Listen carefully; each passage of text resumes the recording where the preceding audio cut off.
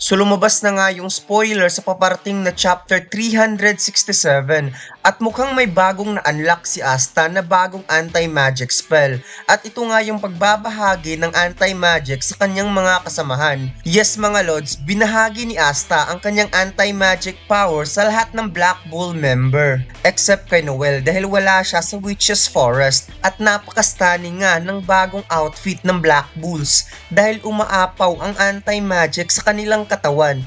Kaya huwag mo sanang kalimutang mag-like, comment at mag-follow sa ating Facebook page dahil magsisimula na tayo mga lords.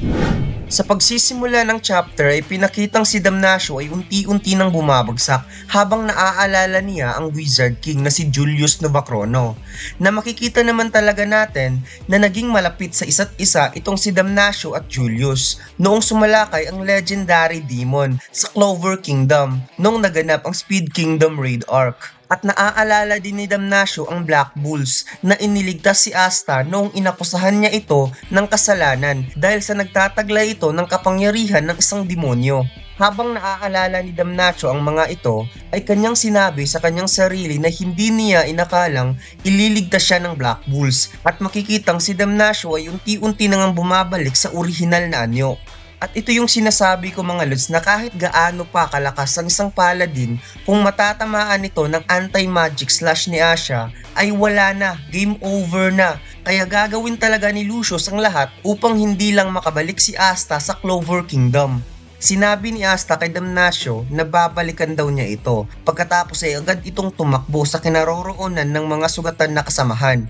Unti-unting tumatayo ang Witch Queen na para bang ginamit niya ang kanyang blood magic upang itayo ang kanyang sarili. Pagkatapos ay ginamit ng Witch Queen ang kanyang blood magic upang pagalingin ang lahat na nandoon. Habang gulat na gulat itong si Asta dahil na-amaze ito sa magic ng Witch Queen. At napansin ko mga lods, napakalaki ng grimoire ng Witch Queen.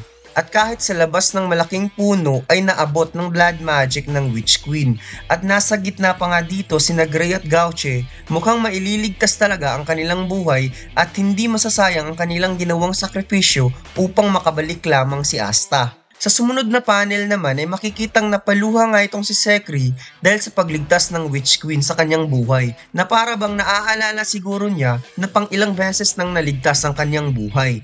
Sinabi sa spoiler na nagpapasalamat daw ang Witch Queen kay Sekri kung hindi dahil sa kanya hindi maililigtas ang buhay nilang lahat dahil sa magic nitong kayang isara ang mga sugat at sakit, which is ang sealing magic. Pagkatapos ay nakita ni Vanessa ang panibagong mukha ng Witch Queen dahil sa pagka-drain ng blood magic nito, na makikitang unti-unting tumatanda ang Witch Queen dahil sobra itong napapagod sa kakagamit ng magic upang pagalingin ang lahat ng mga sugatan.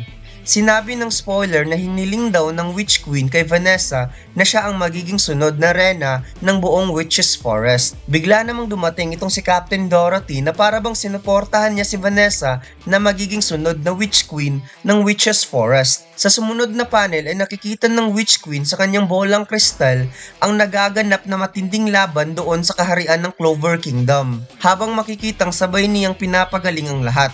Sinabi ng spoiler na curious daw ang Witch Queen kay Asta kung ano pa ang kakayahan nito na natutunan niya doon sa Land of the Rising Sun. Napangiti si Asta at kanyang binuksan ang kanyang grimoire at dahan-dahan kinuha ang Demon Dweller Sword. Pagkatapos ay nagkaroon ng kaunting flashback sa pagsasanay ni Asta doon sa Land of the Rising Sun kasama si Ichika at Ryu.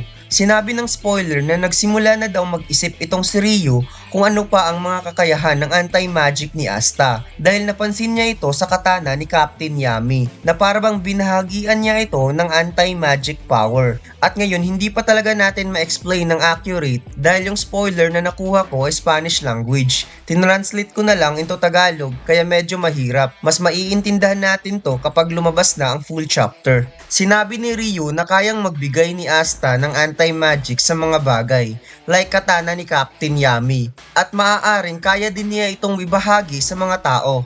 Napag-isipan ni Asta na ang kanyang Demon Dweller Sword ay kayang mag-absorb ng magic, kaya maaaring kaya itong gawin ng kanyang Demon Dweller Sword na magbahagi ng anti-magic sa mga tao. Sa sumunod na panel ay makikitang itinaas ni Asta ang kanyang Demon Dweller Sword at nagbahagi ito ng anti-magic power sa lahat ng member ng Black Bulls. At heto na nga mga lods, napaka-amazing ng bagong outfit ng Black Bulls dahil nagliliyab ang anti-magic sa bawat member ng Black Bulls at mukhang parang bagong friendly anti-magic ang na-unlock ni Asta.